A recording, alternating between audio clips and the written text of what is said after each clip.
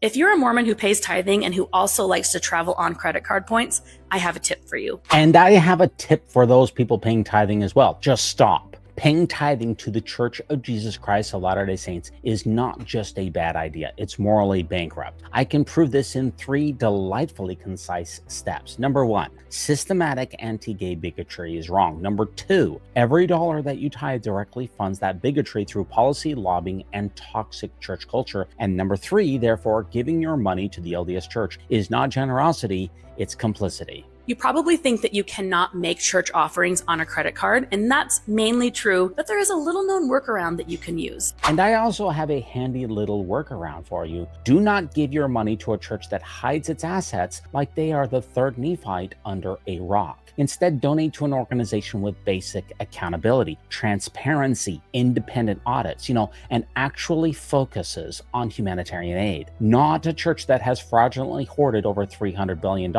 in the Ensign Peak account while pretending to be poor and righteous. If you're gonna give to those who are feeding people, not building corporate empires. You can create a charitable contribution account through the Deseret Trust. And from there, what happens is the money is automatically reserved and earmarked for charitable donations. You cannot take it back. Oh, you can't take your tithing back? Oh, that's shocking. That sounds exactly like every other Mormon financial transaction ever. Once your widow's mite enters the church coffers, it's gone forever, vanished into a galaxy-sized vault where sunlight, audits, and the Mormon Jesus himself dares not tread. And let's be honest about all of this. Deseret Trust sounds less like a charity and more like the front company in a shady Netflix documentary. And one of the charities that you can donate to is the Church of Jesus Christ of Latter-day Saints, specifically their tithing fund, as well as their fast offering fund. Ah, yes, because when I think of charities, I totally think of a multi-billion-dollar religious conglomerate with more real estate than McDonald's. Giving to the LDS Tithing fund is about as charitable as you paying your HOA dues, except your HOA isn't out here lobbying against LGBTQ rights and building temples in places with no water, no members, and no accountability. So when you go to pay your tithing, instead of paying it to your ward, you can pay it to this fund.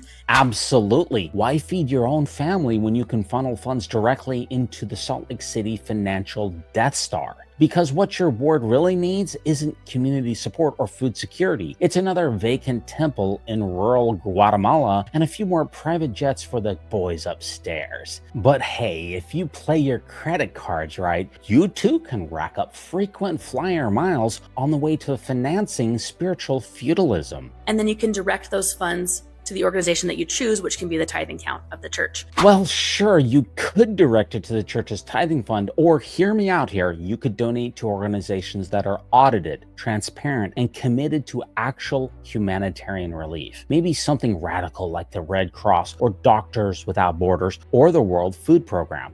Groups that don't build ornate Masonic temples in obscure towns to perform proxy rituals for genocidal maniacs like Adolf Schmittler. Just a thought. So every time you're paying your tithing, you can get credit card points that you can then travel with. Lady, this pitch makes multi-level marketing look ethical. You're not turning tithing into a travel hack. You're just whitewashing a donation to a regressive empire with a thin veneer of perks. No one should be buying what you're selling, unless it comes with a free guilt trip and a temple recommend.